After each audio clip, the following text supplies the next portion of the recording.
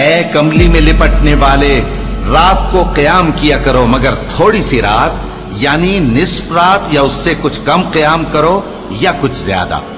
اور قرآن کو اچھی طرح ٹھہر ٹھہر کر پڑھا کرو۔ ہم ان قریب تم پر ایک بھاری فرمان نازل کریں گے، کچھ شک نہیں کہ رات کا اٹھنا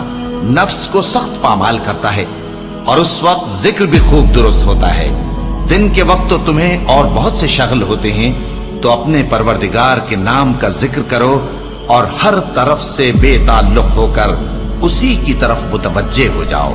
وہی مشرق اور مغرب کا مالک ہے، اس کے سوا کوئی معبود نہیں، تو اسی کو اپنا کارساز بناؤ۔ اور جو دل آزار باتیں یہ لوگ کہتے ہیں ان کو سہتے رہو،